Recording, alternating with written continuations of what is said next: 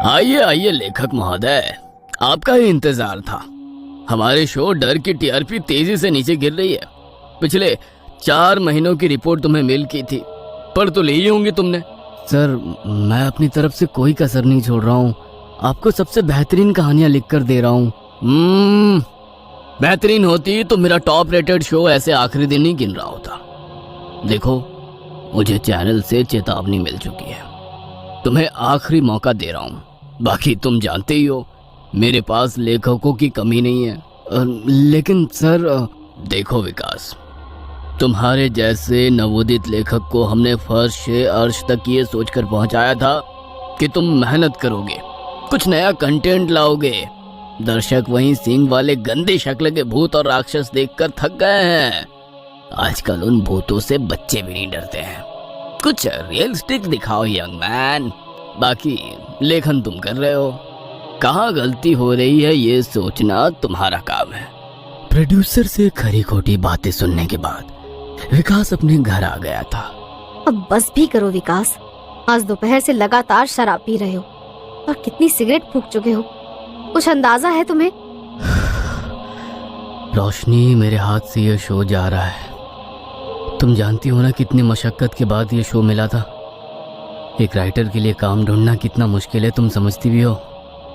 मैं क्या करूं यार, क्या करूं। लिखता तो हूं हर हफ्ते के लिए एक नए राक्षस की कहानी। कुछ देर बाद मायूसी से अपना सर टेबल पर टिकाकर बैठने के बाद अचानक ही विकास झटके से उठ खड़ा होता है। हाँ ठीक है, तो कहा प्रोड्यूसर ने, कुछ रियलिस्टिक लिखना पड़ेगा, लेकिन उसके लिए पहले रियल में किसी प्रेत का सामना करना पड़ेगा। मिल गया आइडिया। क्या आइडिया मिल गया विकास? तुम्हारा दिमाग ठीक है? रोशनी, में कुंदरगढ़ के किले में जा रहा हूँ। मैंने काफी सुना है उसके बारे में, शायद मुझे वहाँ कोई स्टोरी मिल जाए। विकास, हॉरर लिखना अलग बात है और खुद भूतों के बीच जाना अलग। पागल मत बनो। मेरे करियर का सवाल है रोशनी, मुझे जाना ही होगा और कोई रास्ता नहीं है। ठीक है, मैं भी साथ चलूंगी। अब जो होगा देखा जाएगा। अगले दिन ही दोनों राजस्थान के लिए निकल गए। अपनी गाड़ी से मुंबई से राजस्थान आने में काफी समय लग गया था। दिन ढल चुका था और हल्की ठंड माहौल को खुशनुमा बना रही थी। मंजिल अब सामने ही थी। 3 मंजिला इमारत सामने से देखने में काफी रहस्यमय नजर आ रही थी। जैसे जैसे गाड़ी किले के नजदीक पहुंच रही थी, विकास और रोशनी के मन में डर और कौतूहल के मिश्रित भाव पनपने लगे थे। पता नहीं वास्तव में यहाँ कोई कहानी मिलेगी भी या ये सब कोरी अफवाह है। इस बात की भी पूरी संभावना थी कि वहां कोई शक्तिशाली साया हो। ना जाने अगला पल उनके लिए क्या लेकर आने वाला था। रोशनी ने विकास का हाथ कसकर थाम लिया था। बिना कहे ही दोनों एक दूसरे के लिए चिंतित थे। कुछ ही देर में वे किले के सामने थे। कुंदरगढ़ का किला 5 मंजिला भवन था। किसी समय में भव्यता की मिसाल रहा ये किला अब लगभग जर्जर हो चुका था, जिसकी 2 मंजिल जमीन के भीतर थी। किंतु वहां जाने का साहस कभी किसी ने नहीं किया। विकास मन बना चुका था कि वह एक बार नीचे की मंजिल भी जरूर देखेगा। किले में प्रवेश करते हुए शाम के 7:30 बज गए थे। हल्का धुंधला सा छाने लगा था। पूर्णिमा की चांदनी रात और गहराते धुंधले ने मानो उस जर्जर हो चुके किले में जान फूंक दी थी। ऐसा लगता था जैसे अभी ये अपनी कहानी कह उठेगा। विकास और रोशनी किले के भीतर पहुंच गए थे। किले को इस तरह से बनाया गया था कि चंद्रमा की चांदनी छिटक कर हर भाग में हल्का उजाला कर रही थी। थकान हो रही है विकास, चलो खाना खाकर थोड़ा सुस्ता लेते हैं, उसके बाद किले में घूमेंगे। रोशनी, तुम्हें डर तो नहीं लग रहा है ना? तुम हो ना मेरे साथ, भूतों के जन्मदाता। कितने ही प्रेतों की नियति तुमने अपने हाथों लिखी है। तुम्हारे होते हुए मुझे भला क्या डर। जानता हूँ तुम्हें डर लग रहा है। कहीं ना कहीं इस किले की खामोशी मुझे भी डरा रही है, लेकिन हिम्मत रखनी होगी। तुम चाहो तो अभी भी वापस जा सकती हो। प्लीज विकास, छोड़ो ये सब। रोशनी ने विकास के कंधे पर सर रख दिया। कुछ देर तक रोशनी ऐसे ही विकास के कंधे पर सर रख कर बैठी रही। मैं ऐसा नहीं लग रहा कि अचानक ठंड कुछ ज्यादा ही बढ़ गई है? हाँ ठीक कह रही हो। चलो अपनी टॉर्च पकड़ लो, अब अंदर चलते हैं। विकास और रोशनी टॉर्च के साथ बड़ी सावधानी से धीरे धीरे आगे बढ़ रहे थे। तभी अचानक रोशनी को वहां कोई दिखा। कहाँ कोई है? अरे बाबा, तुम अपने परछाई से भी डरोगी क्या अब? विकास रोशनी को समझाता रहा, मगर रोशनी मानने को तैयार नहीं थी। उसे वहां कोई आकृति दिख रही थी। विकास और रोशनी वीडियो कैमरा ऑन करके टॉर्च के प्रकाश में आकृति की दिशा में आगे बढ़ते हैं। अरे ये कौन है? ये तो कोई गांव की लड़की लग रही है। देखो इसका पहनावा, इसके बाल और आभूषण। आजकल ऐसे कपड़े कौन पहनता है? लेकिन ये इतनी रात को यहाँ क्या कर रही है? तभी वो लड़की पलटकर उनकी ओर देखती है। बेहद खूबसूरत सी लड़की, पैरों में मोटी मोटी झांझर पहने, तनखे तक की लंबाई वाला घाघरा और लाल रंग की सुंदर सी चोली, महावर से रंगे हाथों को अपने चेहरे पर ढककर वो टॉर्च की रोशनी से बचने का प्रयास करने लगती है।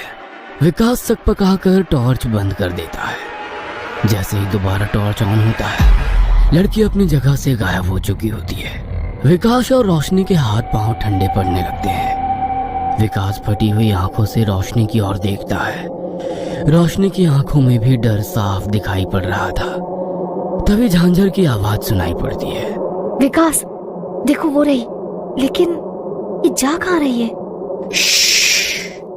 विकास रोशनी को इशारे से चुपचाप पीछे पीछे चलने के लिए बोलता है। रात के तकरीबन 12 बज रहे थे। आधी रात को एक खामोश किला सन्नाटे को चीरती हुई झिंझुरों की जाए जाए और बीच बीच में नसों को भेदती हुई उल्लुओं की ओ के साथ झांझर की झंझन माहौल को बहुत भयावह बना रही थी।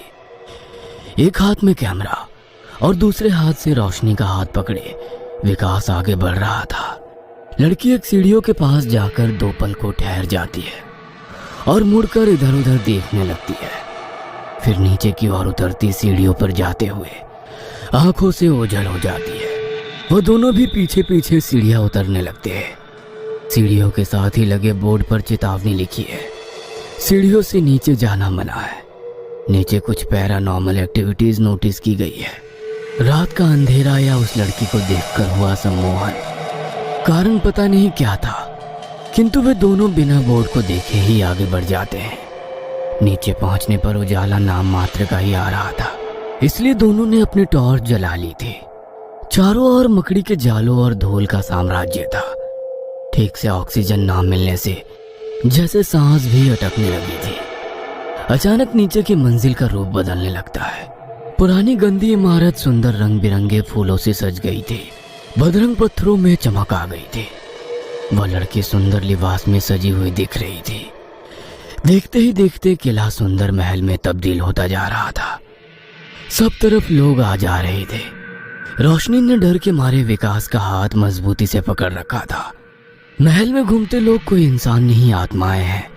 ये बात तब समझ में आई जब कुछ लोग उनके आर पार निकल गए। भय से खून जमना क्या होता है, इसका एहसास आज पहली बार हो रहा था। रोशनी और विकास एक भूत की तरह खड़े सारा नजारा देख रहे थे। उनकी आंखें डर से फटी हुई थी और पैर कंपकपा रहे थे। तभी उस लड़की को उसकी सखियां सजाने लगती है। राजस्थानी लोकगीत और ढोलक की थाप पूरे महल में सुनाई पड़ने लगती है। वहां होती अफरा तफरी से ऐसा लग रहा था मानो कोई उत्सव या ब्याह का माहौल हो। तभी एक सैनिक जैसा दिखने वाला आदमी आकर इशारों में कुछ कहने लगता है। उसकी बात सुनकर हर तरफ रोना पीटना मच जाता है और महल की सारी औरतें एक जगह इकट्ठे होने लगती हैं। अचानक ही सारे पुरुष हथियार लेकर बाहर की ओर भागने लगते हैं। कुछ पल के बाद एक सैनिक गर्दन झुकाकर शोक समाचार सुनाता है। राजकुमारी जी, कुंवर सा नहीं रहे। नहीं। सा केवल कुंवर सा ही नहीं, आपके भाई और पिताजी भी युद्ध में वीरगति को प्राप्त हो गए।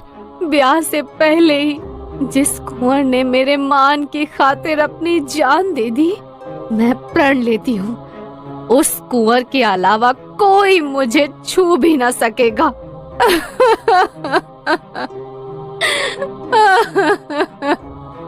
इतना कहकर वो छाती पीट पीट कर रोने लगती है। उसकी गरज से महल के पत्थर हिलने लगे थे। विकास और रोशनी एक कोने में सहमे खड़े थे। महारानी, दुश्मन किले के पास पहुंच गए हैं। संदेश भिजवाया है, आज से आप और ये किला उनकी अधीनता स्वीकार कर लें, नहीं तो भयंकर रक्तपात होगा और किले को रक्त से स्नान करा दिया जाएगा। इतना सुनते ही राजकुमारी और महल में उपस्थित औरतें विलाप करने लगी। उनके रुदन से लग रहा था कि कानों की नसें फट जाएंगी। विकास और रोशनी ने अपने कानों पर हाथ रख लिया था।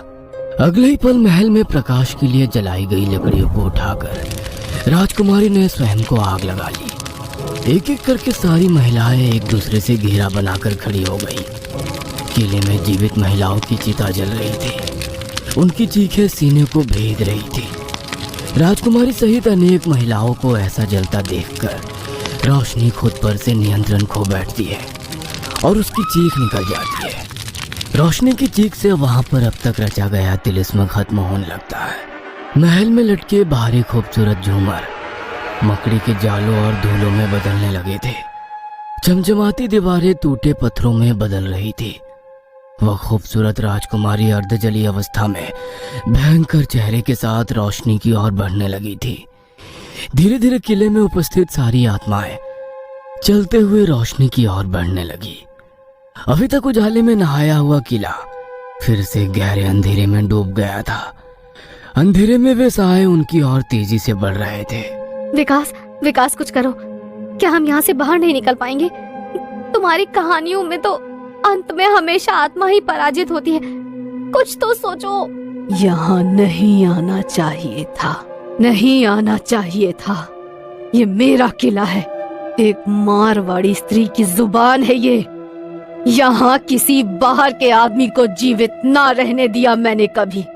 जिस रानी का महल में बिना आज्ञा के महाराज भी ना आ सके, उस रानी महल में तुम यूं ही घुस आए। रोशनी, जल्दी से अपना बैग खोलो, उसमें हनुमान चालीसा रखी है मैंने।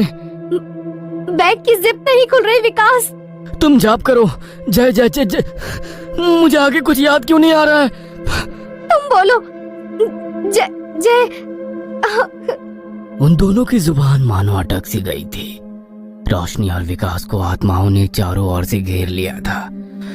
अचानक ही किले की दीवारें ध्वस्त होकर गिरने लगी। एक एक करके गिरते भारी पत्थरों और दीवारों की आवाज में कुछ चीजें घूट रही है। थोड़ी देर बाद सब कुछ सामान्य हो गया। रानी महल में प्रवेश करने का मुख्य द्वार टूटकर बंधित हो गया है। कहानी की तलाश में आने वाले विकास और रोशनी की कहानी का दुखद अंत हो चुका था। विकास की गाड़ी से पुलिस को उनके वहां आने की पुष्टि तो हुई, किंतु किले के भीतर उनका कोई सुराग नहीं मिला। खोजी पत्रकार अविनाश ने उनकी खबर निकालने का जिम्मा लिया है। अमावस्या की रात वो किले में बिताने का निश्चय कर चुका है। वीरान किले की चीखें सुनने वाला एक और इंसान शायद आज